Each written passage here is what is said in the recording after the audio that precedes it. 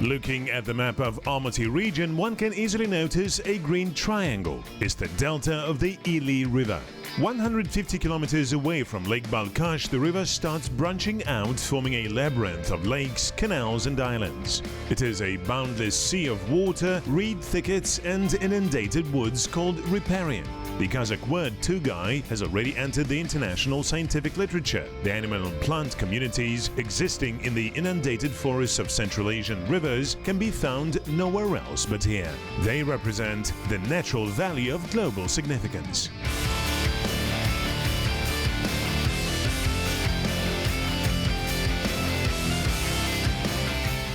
Today, our filming crew is embarking on an expedition guided by Altai Jatkanbayev, candidate of biological sciences. Our task is to get to the most impassable parts of the delta jungle and check the photo traps that Altai has installed earlier. Simultaneously, we want to talk informally with the delta residents to learn more about the past, present and the future of this amazing region.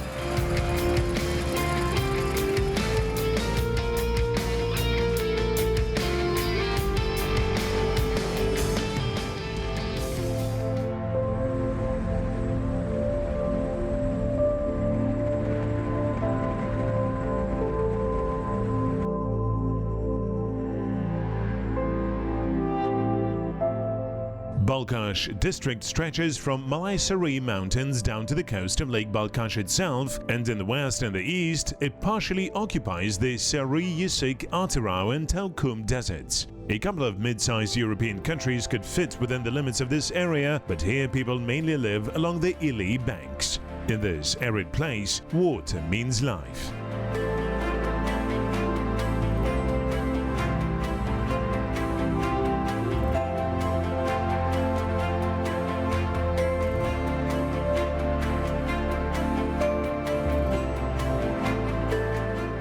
Since the early 20th century, wild capture settlements, mainly built by hunters and fishermen, started appearing close to the cattle breeding villages of southern Balkhash and the Ili River. During collectivization, they also moved kulaks, or relocated rich farmers, and deportees here as well. Hunters and fishermen used reed, clay and willow sticks to build their small earthen wall huts. Some families organized homesteads and engaged in cattle breeding.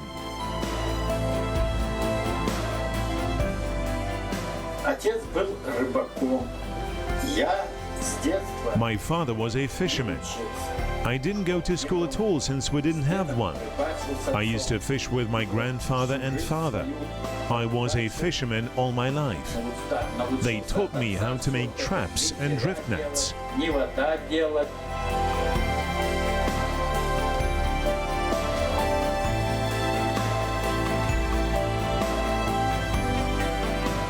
The Ili River Delta is considered to start close to Aral-Tubai settlement. This is where the first creek, Topa, leaves the river. Tonight we will stay in Aral-Tubai settlement at Ekaterina Grigorievna's. She is the widow of Vladimir Pokachalov, an old friend of Altai's. Vladimir would never go on his expeditions without a camera, and now we have the unique opportunity of looking through the photo album depicting the life in the Delta in the course of the last 20-30 years. Vladimir Pokachalov devoted his whole life to the Ili River. For a long time he had worked as a game manager and knew the Delta as the back of his hand. He even had a diary where he put down all his observations and the talks that he had with the locals to carefully keep all the information he had gleaned about the past of this place. All my life I had worked as a game manager in the muskrat farm. I witnessed all the ups and downs of the muskrat breeding here.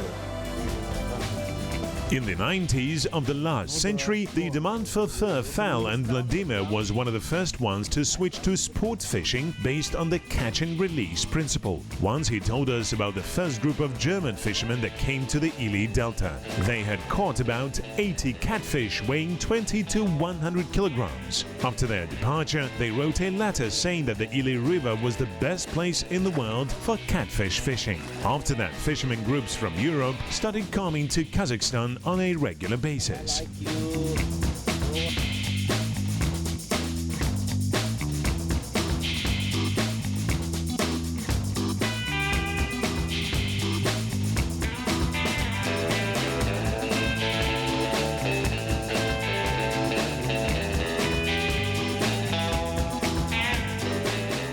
It's called trophy sport fishing. Why were there crowds of foreign fishermen waiting in line to come here, you could ask me?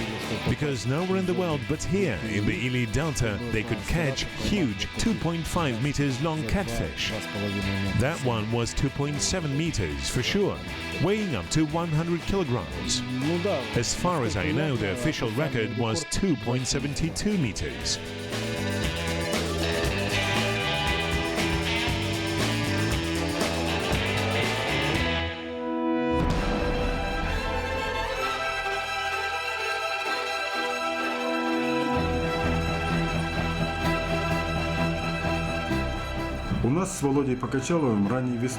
Volodya Pokachalov and I once were here in the Ili Delta.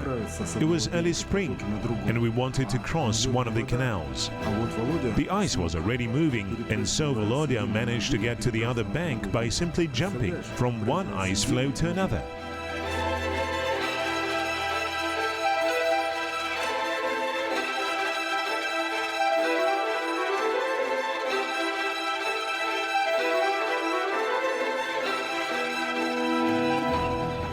Earlier, the Ili Delta had 9 large lake systems, but after the construction of the Tugai Dam, 4 of them dried out. Many experts connect the contraction of the delta area exclusively with the construction of the dam. Others allege that in addition to human activities, natural cycles play a significant role in the water balance.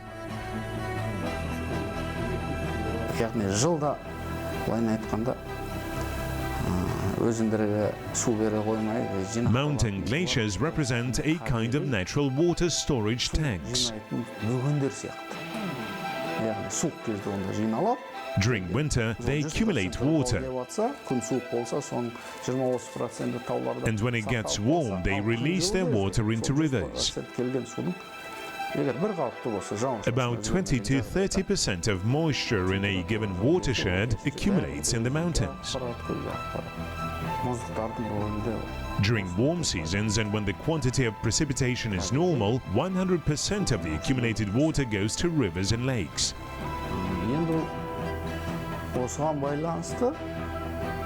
Glaciers play the vital role in this process as I mentioned before, they function as natural water storage facilities. Climate and anthropogenic activities also affect the overall water level. And not only in our country, but also across the whole Ili River valley down to China. To regulate their water needs properly, the two countries should come to a consensus. Thus, the fate of Lake Balkhash does not fully depend on us only.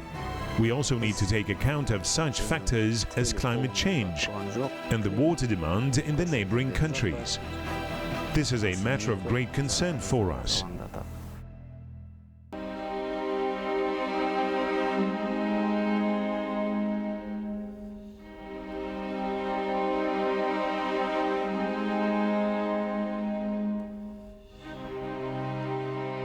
In the course of the 20th century, the water level in Lake Balkhash rose and fell by 2 meters 2 times. The changing courses of the canals sometimes led to flooding of certain settlements that had to be relocated.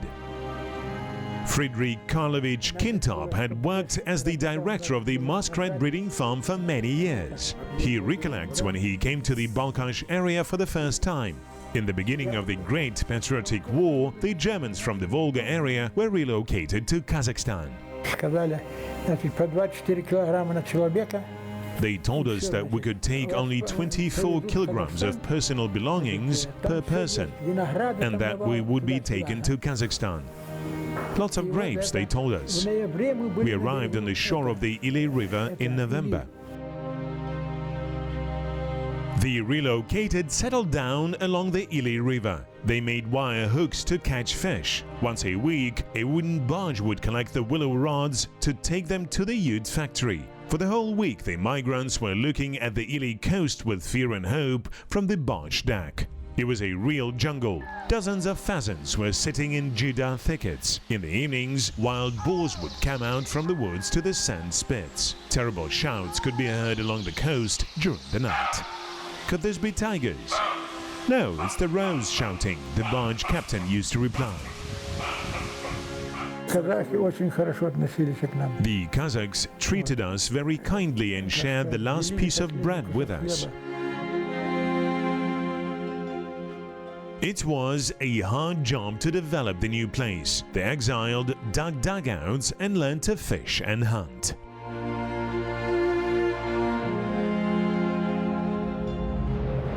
In the 30s and 40s of the last century, they brought the muskrat from Canada for commercial breeding. It acclimatized quite well. It turned out to be a successful experiment. In the 60s and 70s of the last century, we were already getting 2 million skins per year, and they sold them internationally for foreign currency.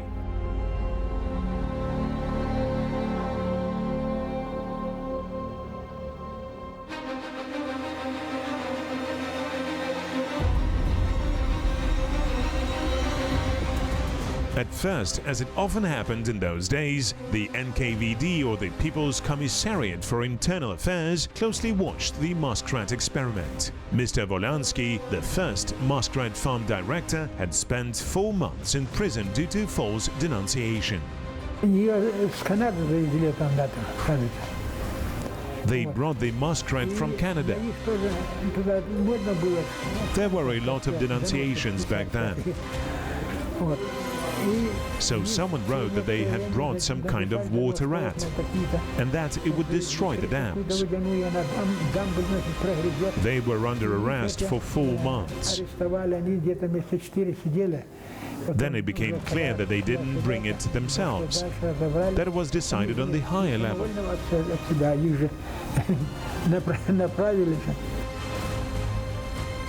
By the beginning of the war, the muskrat population had already reached the commercially significant density. The hunters were released from military service as employees of defense enterprises. The foreign currency obtained for muskrat skins was used to buy weapons and equipment.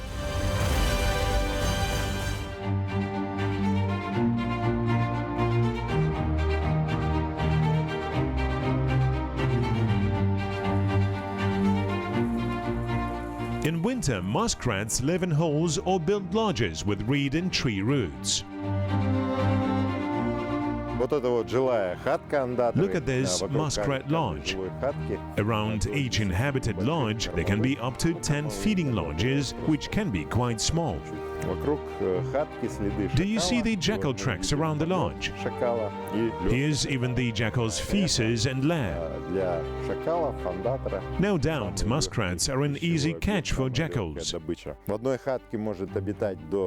About 15 muskrats can live in one lodge. It's an extremely prolific animal. Every year, a muskrat couple can have up to 3 broods with up to 10 babies in each of them. The ones that get born in the early spring reach their puberty and can bring posterity already by fall. Now we will carefully open the lodge for you to see its inside, and then close it back.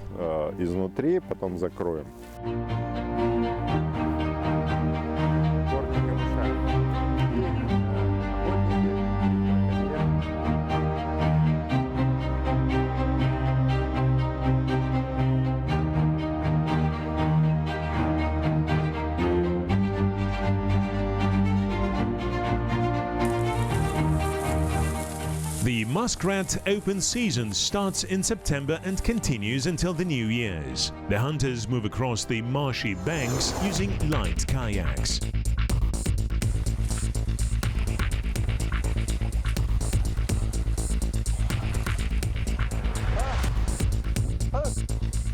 Sometimes it can be quite dangerous, as maneuvering a kayak requires experience. Accidents happen.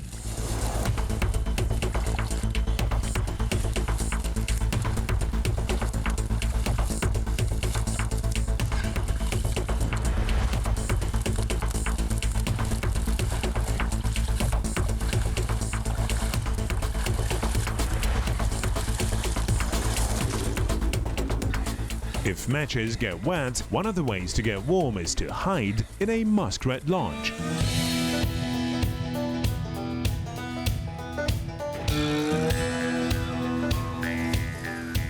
Once a film crew wanted to shoot a short film about muskrat hunters, but the real hunters didn't want to pose in front of the camera. Altai decided to ask his colleague Nulan Dosov to play the hunter. That's what came out of it.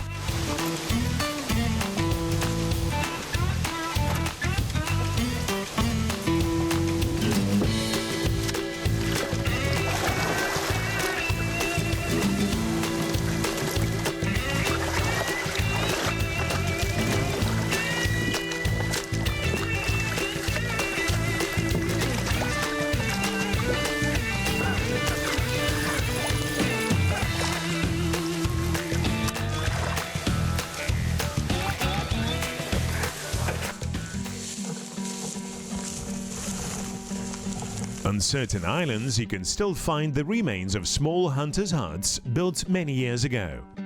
Back then, the hunters not only caught muskrats and foxes, but also hunted wild boars for meat. During one of such hunts, the last Turan tiger was killed.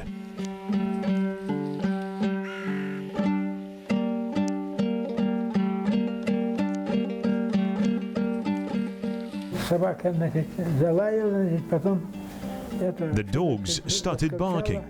Then we heard the roar and somebody said, "My God, it's a tiger." I forgot the name of the guy who shot it.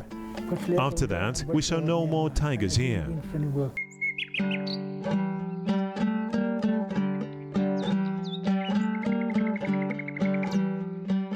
During the recent years, the tiger issue in the Balkhash area has overgrown with a lot of myths. Arkady Alexandrovich Slutsky, a corresponding member of the Academy of Sciences of the Kazakh SSR, is considered the most reliable source of information on the matter. According to him, the last tiger was killed in 1935, but they kept on seeing tiger tracks up until 1948. Pavel Simonenko, a Kuigan fisherman, told how he, a 9-year-old boy, sat on the corpse of a killed tiger.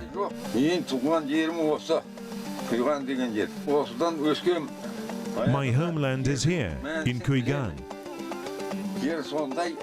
I was born and grew up here.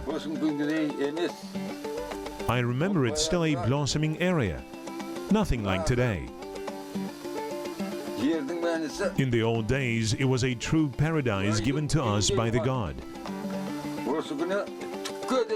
Today, the whole area dried out very seriously. We are doing our best to survive by engaging in cattle breeding and growing vegetables. In the past, it was impossible to see the edge of the virgin lakes in the river delta. It was a truly unimaginable expanse.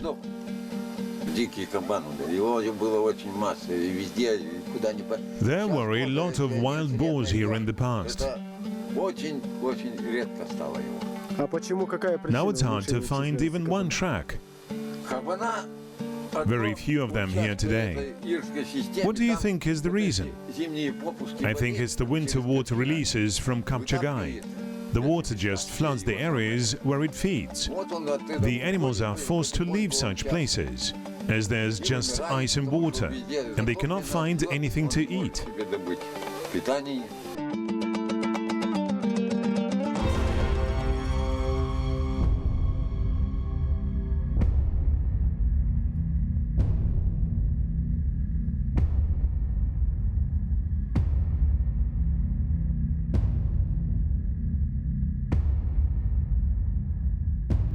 I thought that Kazakh Su translates as red water, but Panaga and Altai said that the figurative meaning of this phrase is rather bloody water, because water when on ice poses a lot of threat to both domestic and wild animals.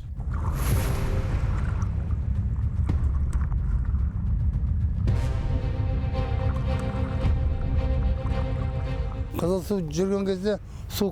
to the increased volume of sanitary water releases in winter, the Kazakh Su water flows over the ice. Just yesterday, because of this natural phenomenon, my cow drowned in the river. And of course, this is very sad.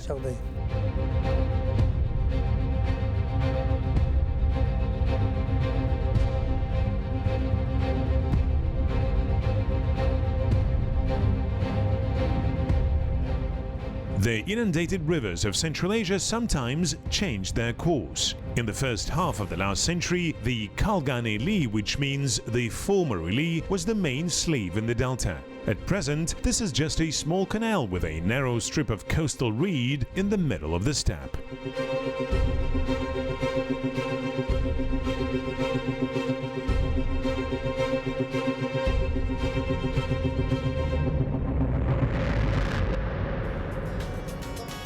Heading towards Lake Balkhash along the Ili's left bank, you need to take the right turn off the Karaganda highway near Kanchengel settlement.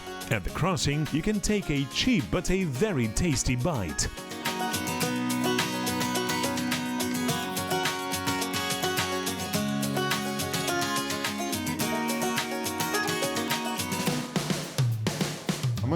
We've covered about a half of the way. This village is called Kanchengel. We still have about 250 kilometers to Balkhash. From Kazakh, Kanchengel means bloody chingil or salt tree. Chingil is a bush. Why do they call it bloody? 200 years ago, there was a terrible bloody battle with the Jungars, and after it, the bushes in the vicinity were covered in blood. Since that time, this place is called Kanchengel.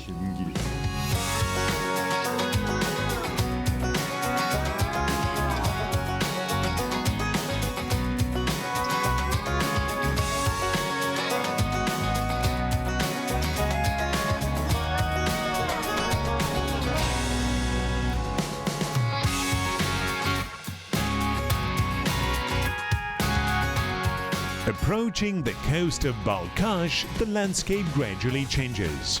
Abrupt sand dunes grow smaller and the typical river delta vegetation appears more often.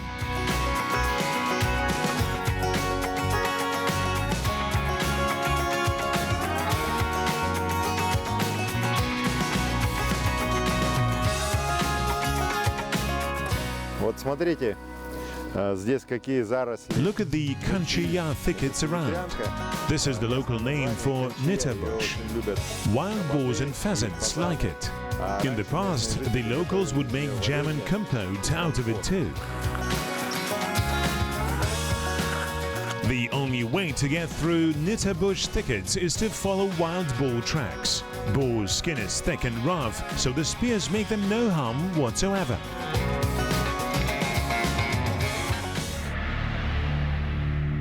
We are in Kara-Uzyak settlement, which is becoming an increasingly popular vacation spot among underwater hunters. Almost all local residents are involved in various tourist services. We will spend the night at the fishing camp.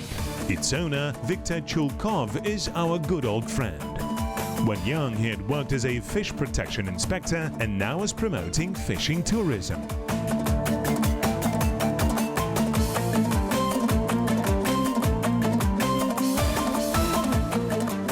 Viktor Borisovich, it's so nice meeting you today.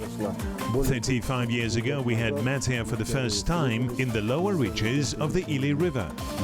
In my opinion, the changes that have taken place here in the course of this time, both natural and social, are rather positive.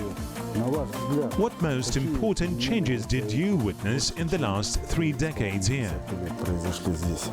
Ну, по сравнению с теми временами 30-35-летней давности, когда здесь 35 years ago, here in the Delta, they engaged in commercial в fishing. основном, на мой взгляд, вот я уже давно более About 10 years ago, I started shifting towards tourism business. развитие туристического бизнеса. То есть Fishing tourism, in my opinion, is more profitable than fishing. выгоднее, чем промысловая рыбалка. Viktor Borisovich, what do you think about the government's decision to establish the Ili Balkhash Wildlife Reserve in southern Balkhash area? Do you know that they plan to bring the tiger back? What do you think of this idea as a local who has lived here ever since and knows everything about the place? Я всецело поддерживаю. I fully support both initiatives and want them to succeed. But there are a couple of issues in my view. Кормовая база для The тигра current food supply for tigers is insufficient. очень сильно During the last 5 years, the boar livestock significantly reduced for various reasons, like sanitary water releases and poaching.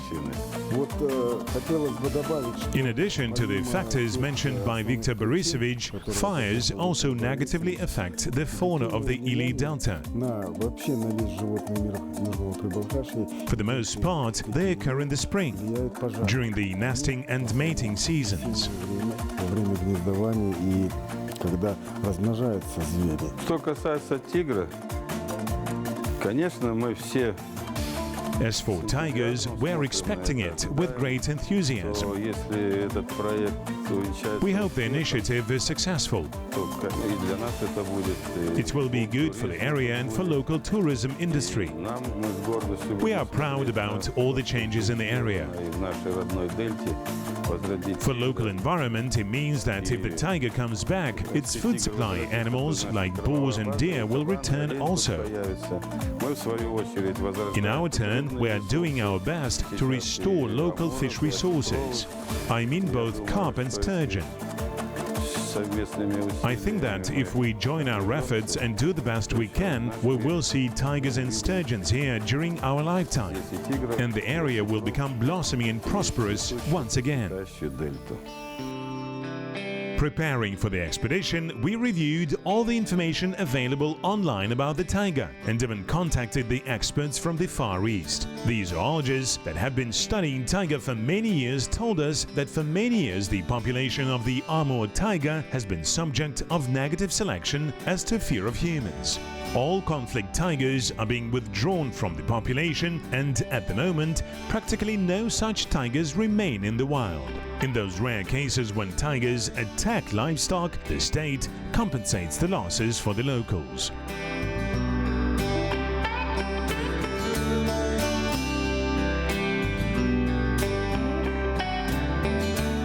Появление Или Балхашского резервата в первую The очередь purpose of the Ili Balkhash Wildlife Reserve is not only the protection of the reserves themselves, but also the protection and restoration of both wildlife areas. последние годы I mean Balkhash and Karoy reserves. охрану и сохранение. Frankly speaking, in the course of the recent years, the government was not able to ensure the proper protection of these two wildlife areas. Меняется. That is, the whole delta of the Ili River. В будущем восстановление Currently, the situation is changing. сохранение I'm sure that even in the nearest future, the restoration of tugai forests, as well as animal and bird populations inhabiting these areas, will attract more tourists and thus will generate higher incomes for all residents of the Balkhash area, higher than the conventional nature use and mere extermination of animals, birds and fish. каждый человек заинтересован. More and more people around the world are getting increasingly interested in observing and experiencing the true wild nature. If there is no wild nature, if there are no animals, then there is nothing to look at and enjoy. So let's hope that in the near future, the number of tourists will grow and the locals will earn more servicing the tourists than doing the traditional fishing or hunting.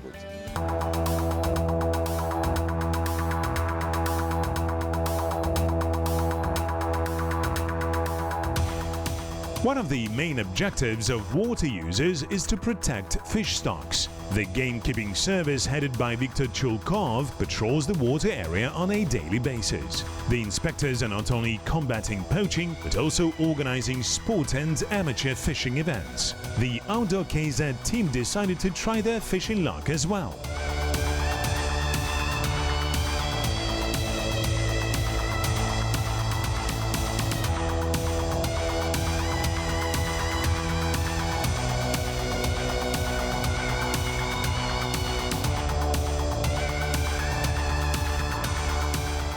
The inspectors are removing the illegal nets.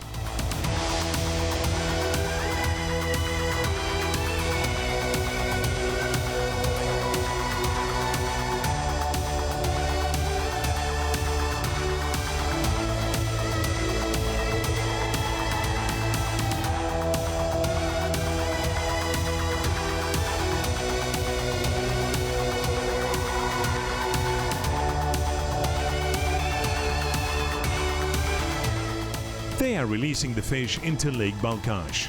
Every year, Viktor Chulkov releases tens of thousands of grown-up whitebaits into the lake. And lately, the carp population in his segment of the river has been steadily growing.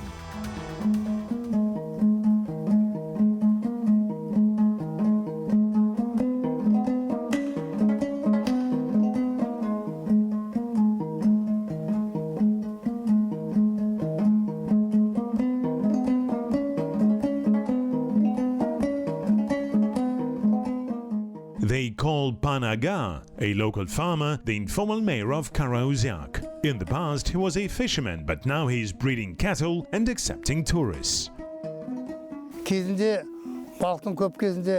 Earlier, when there was a lot of fish, every year we would catch up to 10,000 tons. Now there's much less fish. Indeed, the tiger had lived here before. I know that they want to bring it back. If it doesn't do any harm to us, then I think it's a good idea, in principle. From the perspective of cultural heritage, it's also good that we are trying to restore something that had disappeared. Yet the tiger's presence here should be strictly controlled and regulated, so they don't start attacking our cattle, not to mention people. However, it's clear that the tigers will need something to feed on. For example, boars, goited gazelles and roe deer. They plan to reintroduce them also. We are not against it if it doesn't pose any obstacles for us. If more tourists come here because of that, we are not against it, because it means more jobs for the locals. Yet the potential harm that might come with tigers causes our concern.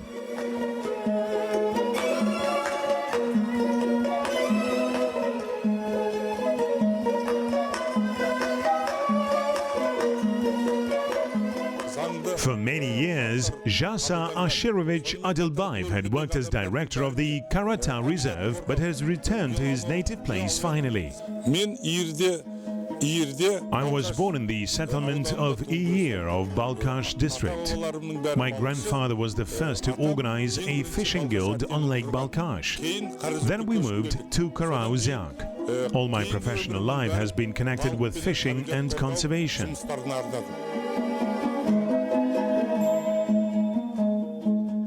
During his long career in the field of conservation, Jasa Ashirovich had been to many places and had even managed to go and work in the Far East.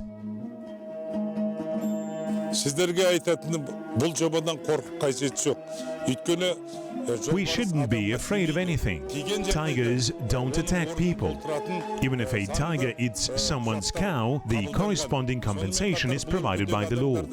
In addition, there is a special small grant program for those living here aimed at promoting the restoration of woods, fauna and fish stocks here. The last thing I want to say is that I had worked in nature protection for many years, and I know for sure that ecotourism development is extremely important. We shouldn't be afraid. At first, it might seem hard, but eventually it will yield its fruit. Real income and jobs for people. Tourism generates high profits all around the world.